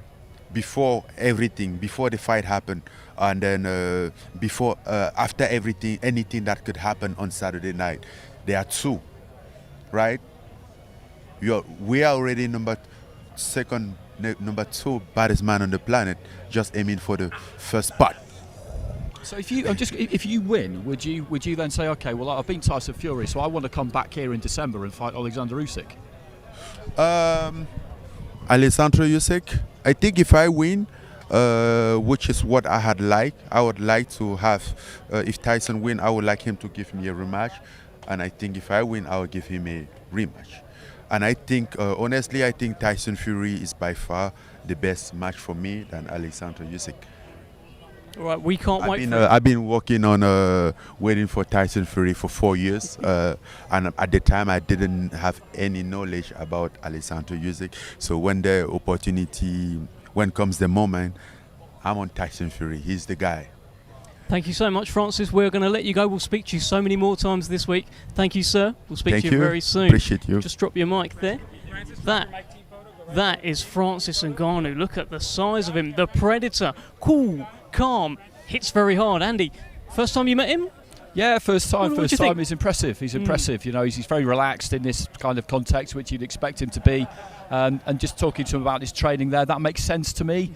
Trying to get a sparring partner who's going to replicate what Fury may or may not do, because he can do it a number of different ways, is very, very difficult. So concentrating on yourself in that context, I think, is the right thing to do. And interesting to hear that he's got a little bit of an amateur background, because it is about the mechanics, it's about the fundamentals, about the technique, because he can't worry too much about what's coming back the other way. He knows that he has to land to have a chance. Well, we're going to go over now to a man who's about to land a massive, massive introduction, the one and only Thomas Treiber. We're not going to go to him just yet, actually. He wasn't quite ready to land that big one. But Andy, I'll tell you, we are moments away now from the arrival of Tyson Fury, the lineal heavyweight champion. This is all about him, really. He is the man. He is the king. And, I mean, big moment. Yeah, he's in an incredible time in his life at the moment as well. You look at the Netflix thing, and then there's this massive event, and then potentially Usyk by the end of the year. It's just, the spell he's in at the minute it's incredible. Thomas Treiber. Ladies and gentlemen, at this time, let's welcome two of the greatest professional boxing promoters in history. They are both in the International Boxing Hall of Fame, Mr. Bob Arum and Mr. Frank Warren. All right, well, look at this. I'll tell you, you know you've got a massive, massive event when you've got not one, but two Hall of Fame boxing promoters in town to promote it, to bang the drum, and they are really making things happen for Tyson Fury. Frank Warren and Bob Arum there, Andy. Yeah, these are a fascinating pair of individuals. They really are. You think about the amount of time they've spent in the sport, you think about the amount of things that they've achieved, and it's kind of mind-boggling, really. And they're both amazing company. Yeah. You know, you understand immediately how they've managed to do what they've done, because they're those kinds of people who make you kind of feel a little bit special just by having a conversation with you. They make you feel like you're kind of the only person in the room, and they're capable of doing that with everybody they speak to. It's you know, it's great to have them here. It really is. It's great to have them here. We'll have a chat with them very, very shortly. Just doing a few photos for the red carpet. Nothing they haven't seen before. Frank Warren and Bob Arum, 2 Hall of Fame boxing promoters. And what an event we have got on Saturday night. The Battle of the Baddest. And Frank Warren said at the very start of this event, he said this is going to be the biggest show, biggest event that he's ever been involved in. Initially, I just thought, oh, that's a good line, Frank. But you look around what we've got here tonight, some of the shots that we've shown you on this stream, incredible, absolutely incredible. And I'll make him right. Let's have a chat with Frank and Bob, as he calls Andy the young man. Frank, I think you're coming in with me. Hello, sir. How you doing? I'm good. I'm good. Where's Bob? Bob, if you want to come in as well. Frank, listen, let's start with you. At the very start of the promotion of this whole event, you said it's going to be the biggest show you've ever been involved with. Look around. It is, isn't it? It certainly is. It's actually bigger than I thought it would be. This is magnificent. I've never seen promotion like it. You know, everywhere you go, not just here, in the world, it's everywhere, in all the major cities. It's fabulous. And it's going to be such a brilliant night, there's no doubt about it. Bob, you've been on an amazing ride with Tyson Fury as well, with Frank these last few years. I'm just curious, when was the first time you heard about this 6'9" fighter called Tyson Fury? We heard about it, Frank and I, and we didn't quite believe it because we asked, where are you going to put it here in Riyadh? And they said, well, we haven't built the arena yet. I said, well, you only have a couple of months before the fight's going to happen. And look, out there, they built the arena. How did they do it quickly? 60 days. Right. In the States, it would take at least 2.5 years to build an arena like this. They should bring the guys over to finish the H2 Right. tunnel. I guess they don't have unions. No, they don't. Tyson Fury. He's fully crossed over now, and this is for both of you guys to talk about here. Netflix #1. He's got singles. He's got books. I mean, he does it all, Frank. He does. I mean, he's become a worldwide celebrity, and it's down to hard work. I mean, hard work in the ring and outside the ring with the various ventures that he gets involved with. But one thing about him, whatever he gets involved with, it's successful. He's a very successful guy. He's really at the top of his game at the moment, Bob. Well, yeah. I mean, even in the States, he's big news because since Muhammad Ali, we haven't seen an athlete, let alone a boxer, like him. I mean, he is just captivates everything that he sets his mind to do. But he's got a guy in front of him on Saturday who hits very hard and will be trying to take his head off. Are you nervous, Bob? Yeah, of course. I mean, because that guy was training in my home city of Las Vegas, and that the word got back to me from everybody who was watching him that he was knocking guys down in the gym and that he has the most powerful punch they've seen. That being said, he doesn't have the boxing experience that Tyson Fury has, but I just hope that Tyson is smart enough, and I'm sure he is, to not to stand toe-to-toe with this guy and trade punches. Well, Frank, let's bring you in here. Do you think Tyson will stand toe-to-toe with him? Well, toe-to-toe? What Bob's saying is a sensible way to go about it. But what he's done in his last couple of fights, certainly with Deontay Wilder, he stood toe-to-toe with the biggest punching heavyweight in the last 40 or 50 years. Well, that wasn't so smart. He got knocked down twice. Listen, I'm with you on it. Don't worry about that. I'm with you. But he done it. And obviously his eye will be on he wants to fight again before the end of the year. So I don't want him to get fazed by that. I just want him to go out and do a job and do it properly. But I think it's going to be very exciting. Says he wants 10 more fights, Frank. Well, listen, as long as he's fit and well and he wants to do it, then, that's not a problem. No, I mean, I think he should, a couple of more fights and then run for Parliament. Well, we've heard from Bob, we've heard from Frank. Thank you so much, gentlemen. It's a pleasure. We are now going to go back to our MC, Thomas Treiber. Let's now welcome, fighting out of Morecambe, England.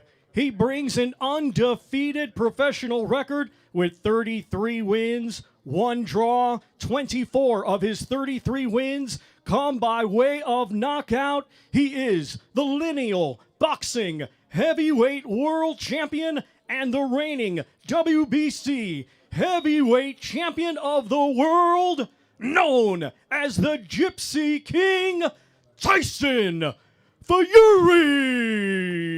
Well, here he comes, the one and only Tyson Fury, of course, plugging the brand new Furosity, which has just come out, and of course, dressed for the occasion. It's always like a question, what is Tyson Fury going to wear to these events? And now we have the answer, Andy. He might even show you up.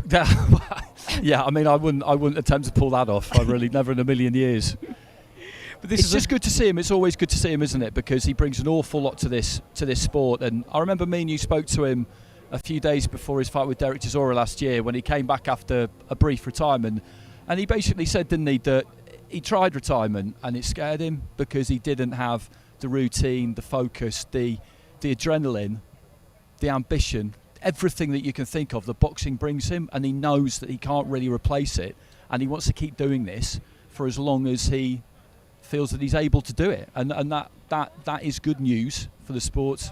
For the sport of boxing, absolutely no question about that. Absolutely. Well, look, he can certainly do it at the moment. He's certainly very able doing it. Nobody has cracked the code yet of Tyson Fury, unbeaten lineal and WBC World Heavyweight Champion, and perhaps, you know, the snazziest dresser in boxing as well. There's always a nice surprise from Tyson Fury as he soaks in the lights that he's oh so used to now. Yeah, he is. Absolutely.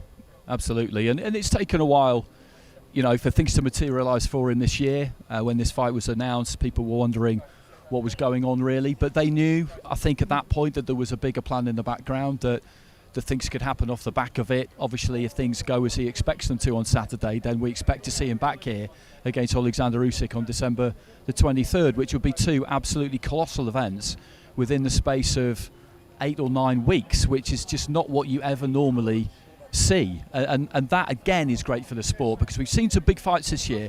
Everybody's been looking at the heavyweight division and saying that the heavyweight division is letting us down, but if by the end of the year we get what we've all been waiting for, then we can no longer say that. Well, let's bring in the man himself, the one and only Tyson Fury. How are you, sir? Look at me. I'm a specimen of a man. We were wondering Ready what you were going to wear. You're even showing Andy up. I'm ready to rock and roll, son. You've done so many red carpets now in your life, in your career, and everything you're doing. How'd you find I knew it this was a red carpet, so I came in the red, the red vest, and I had to do it cowboy style. So you know, we're repping Saudi Arabia. This is how we do it. How are you finding? This is how we get down in Riyadh town. How are you finding Riyadh? This is amazing. Look around. It's unbelievable. This is a fantastic city, fantastic country. The people are unbelievable, and all of Team Fury are very, very, very happy to be here. We've just Andy's just met Francis Ngannou for the first time. He was quite impressed, you know. What is he, a proper sausage? No, I mean, he cuts a pretty impressive figure. He's at the top of his game, isn't he? You're at the top of yours. Yeah, That's what's interesting about this. When he walked in, I said, you know, it's like we've got 2 silverbacks basically, both kind of like king of their own hill. He expects to win. Well, when he feels this big right hand, he won't be winning very much. We just spoke to Frank and Bob, right? And Bob was very clear. He said, Tyson can't stand and trade with him. We don't want him to do that. Behave yourself. I can stand and trade with anybody. I stood and trade with Wilder, stood and traded with Vladimir.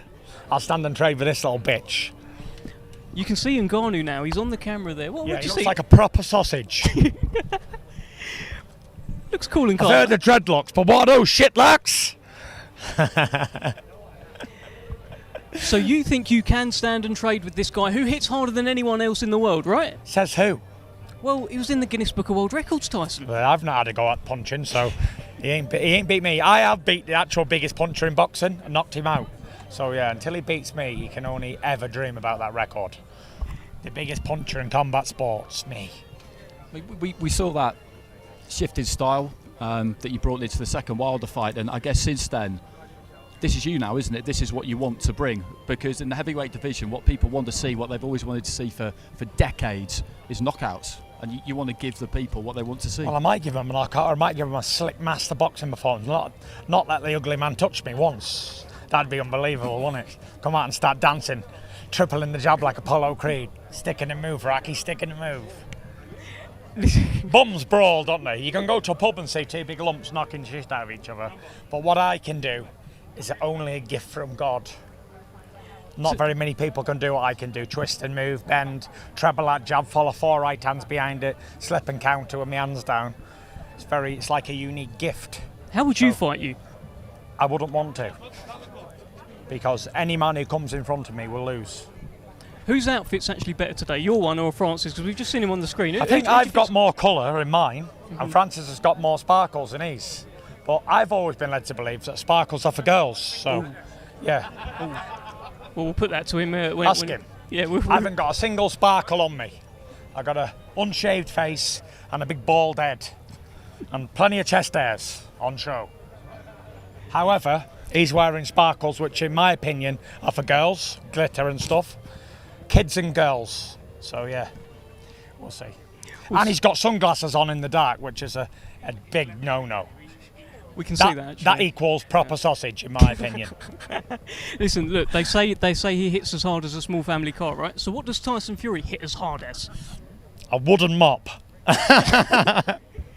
Good job. Do you ever kind of take a moment to just kind of look at where you are in your life ever during your career? Because look at where you are at the minute. You know, you're the smash hit on Netflix. Yeah. You're front and centre of this, which is massive. Look at this, it's unbelievable, isn't if it? what you expect to happen happens on Saturday, then we'll have another one in December. That'll be 2 back-to-back. You know, do you ever kind of take pause and just think about what you've done with your life? I just sometimes look in the mirror and think I'm an absolute genius. and when everyone thought it was all over for the GK, he comes and totally redeems himself. And pulls this out the hat. And here we are. It's unbelievable, isn't it? Like, just only 6 months ago, I didn't even know if I was ever going to box again. And then, here we go. Never mind just doing a fight with him. I've got another big fight lined up and so much more to come. So many more big things in the hat. So, Houdini. How much are you thinking about the other big fight? Because you just mentioned it there, but I'm you brought it up. Yeah, I'm just saying it's facts. Mm-hmm. But I'm not thinking about it. I've got this big sausage to deal with, and once I've grilled him up nice and good, then we'll get on to the next one. If he is there, Alexander Usyk, and my understanding is he is there, just like he was after your Derek Chisora fight. Say he gets up on the apron, say he gets in the ring. How do you see all of this playing out? I don't see anything. You know, this is our night. Nothing to do with the rabbit. And yeah, it is what it is. This is our night. And look, our names are up in lights and big screens everywhere and posters and that. So it's really about us. It's not about the rabbit on this occasion. He will get his turn soon. The world will be watching as well. Cristiano Ronaldo. So many megastars are going to be there. It's quite something, Tyson. Unbelievable. All the biggest stars from around the world in all sports and things are coming. Actors, MMA fighters, boxers, everybody. So it's going to be a big event of who's who. I believe it's the biggest sports gala of the most champions ever been before in history, right here in Riyadh. So we're all looking forward to it. Big night, Andy. Yeah, it's absolutely massive, and this can see the heavyweight division basically just close out the year in incredible style, because people have been pointing at the heavyweight division a little bit when we've seen Spence Crawford and fights like that, and just wanting. Spence Crawford, though, wasn't really a good fight, was it? The imagination of the fight was better than the actual fight. It was. And that's what I think. I think once we've had the big fights, then there's nothing more to look forward to. The anticipation of watching Spence and Crawford was much better than the actual event. It's like waiting for an event like Christmas, and you gear up to it, you do all your shopping, you round it all up, wrap them all up, and then it's here and it's gone. It's like, well, all right, see you next year, guys. It's quite pointless. But you've got to see it, though, haven't you, to know? Well, we saw that one. It wasn't all that, and it was what it was. But, yeah, whatever you say, Andy. Your promoter, Frank Warren, one of your promoters, has said that you are now... Am I the only fighter in the world who's got not one, but 2 Hall of Fame boxing promoters? Can't be bad, right? Oh, I'm flying, isn't I? Well, look, he says that you're now the biggest star in world boxing. You've overtaken Canelo Alvarez. Agree? Listen, I don't pay no heed to all that stuff, stars and whatever else. I just come here, do my job, get paid, go home. I don't pay any attention to it. I don't do any fancy dancy stuff. Go back to Morecambe and just do the bins and all that shit, what I usually do. So, yeah, you could be the most famous person in the world, but if you don't leave Morecambe, you don't reap any rewards out of it, do you? It's not that I don't get invited to all these fancy places like the Formula One and the tennis and all these sort of things, but it's having the time and getting away from the family and going there on my own. And if it's not a family event and kids are welcome, then I'm probably not going to go. So if there's any family stuff going, like Disney trips and things and all that, then holler at me. But if there's not, then get somebody else, single person, I think. Well, look, it's quite a big moment for him, Tyson, as well. He's brought his whole family. His mum's here to watch him as well. As much as you understand, you believe you're going to knock him out, etc. You must have a quiet admiration for his story and the fact that he has joined you on this big stage. Yeah, for sure. Listen, it takes two to tango, and he deserves to be here. He's going to earn his money the hard way, and good luck to him. I can't say any more. He's gone from being homeless, eating rats on the street of Paris, to now being right at the sides of the big GK up there in lights. So, and he's getting a massive payday. So congratulations. He's trained hard, so have I, and we're both going to throw down and see who wins. Final one, Tyson. What's going to happen on Saturday night? Tell us. I'm going to knock this big fella out. Not going to change your mind now that he's over there looking so big and glittery? No, I told you, glitters and sparkles are for girls. And yeah, I'm going to chin him. Okay, thank you so much for joining All the us, best. Mr. Fury. Thank you. And now, one and only Andy Clark has gone for a bit of a wander. Let's go and join him. Okay, so I thought I'd go for a little bit of a roam around. I spotted Mauricio Suleiman just a minute or so ago. I seem to have kind of lost track of him somehow, which is a little bit of a schoolboy error. He could be lurking around here somewhere. Actually, let's pull in my pal Ziad Al Mayouf, famous Saudi fighter, carrying the hopes of the Saudi nation on his boxing shoulders. You're not fighting on this card. But you've been boxing on the other big cards we've seen over here. You know what this means to the country. You know what this means to Riyadh to have these two guys here. Just having these two guys here doesn't only mean so much to Riyadh and Saudi Arabia. It means a lot to boxing. We get to bring boxing back, and what better place to do it than Saudi Arabia? And all we see now is just because you see a huge change that is being developed into the sport of boxing, and it gets countries like Saudi Arabia that want to be, investing in it. And His Royal Highness the Crown Prince Mohammed bin Salman and His Excellency Turki Al Sheikh just doing all of this is something we've never seen before. I've been to fights in Vegas, in the UK, everywhere around the US. This is much bigger than what I would have dreamt of as a kid coming up from the boxing system here. Okay, great. Always good to see you. We'll catch you again during the week, I'm sure. Okay, so I'll just have a little bit of a nose down here. Fabio Wardley just away to our left-hand side, just heading into the ranks of the media. Mauricio Suleiman has been waylaid by Radio Raheem. I'm asking a lot of my cameraman here, Junior. I'm pulling him one way, then the other, making him go forward, making him reverse, back up. So, Shane, if we could just catch a quick word with you, if that's okay. So how's the build up to this one been for you? I think it's just started today, actually. We've done a bit yesterday. This week is when it starts. We've just been focusing on what we needed to do this week. And ready for a big build up this week. Is it different because he's not in with the kind of opponent that people would expect him to be in with? Has it got a different feel to it? Not to us. I've said in a ton of interviews this week, I think he brings as much danger as the rest of them. Tyson can beat them all anyway. So, yeah, I think he fetches as much danger as anyone else. But we're confident in getting the job done. He's looking good in the gym anyway. Okay, thanks very much. Let's go down the carpet, actually. Let's go down the red carpet. I've always wanted to do this. Francis Ngannou just a chat to our right-hand side. A lot of media you would expect.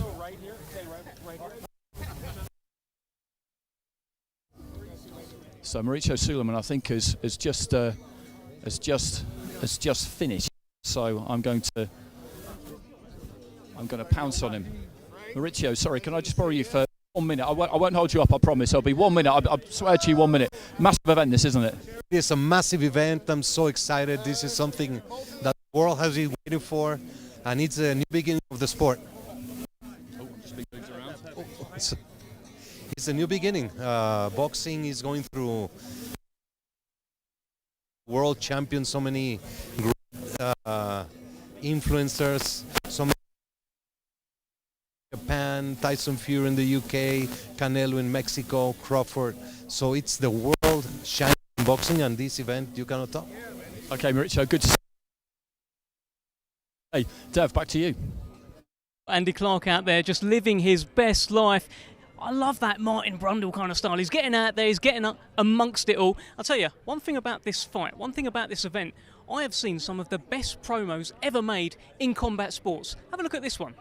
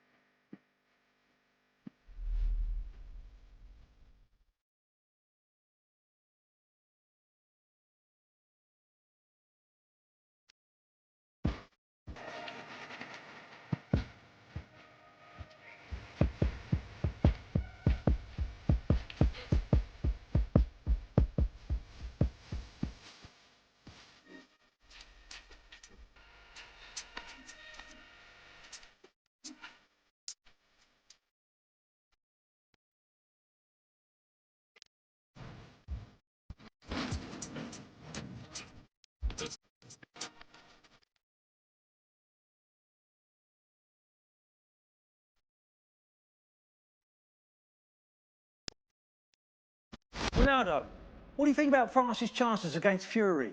Next question.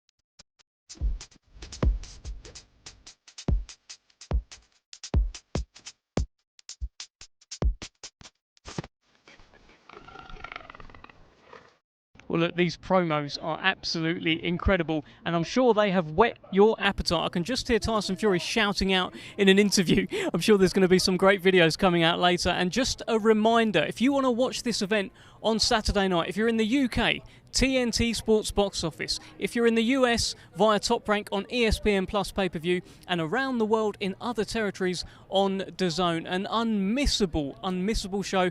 Andy, we've been looking at some of these promos. We've had a chat today with Tyson, with Francis Ngannou, all the fighters on the undercard. Give me a sort of synopsis of how you felt here today. I just think it's a really good way to start the week because this is a nice relaxed setting, relaxed surroundings, and what you find with tape weeks is they taper, don't they, towards the business end, and the fighters change in their demeanour. If they have to make weight, which most of these guys don't, then they'll get progressively more bad-tempered. But as they move closer to that witching hour, they start to tune in bit by bit, and they become less communicative generally. So doing this today for us is good. But I love seeing that change, and I'm just looking forward to everything this week because I think every day is going to bring something new. I mean, you'd kind of told me what this place was like, but you have to see things for yourself before you get the real full picture. And when you walk up to this and you see these enormous screens with these promos plastered all over them, it just tells you what we've got here. And I really do think on Saturday, everybody's going to see something, that we haven't seen before in terms of the spectacle. Oh, thank you so much, Andy, for joining me today. You'll be back again tomorrow for the workout. And thank you all for joining us today on this live stream. We're going to see something very special on Saturday. Andy Clark just said it there. We are going to ask the world a question. Who is the baddest man on the planet? Stick with us this week, and by Saturday, we'll give you the answer. Rock and roll, baby. Rock and roll. Yeah, all right. Thanks, mate. Bye. We ready, boys?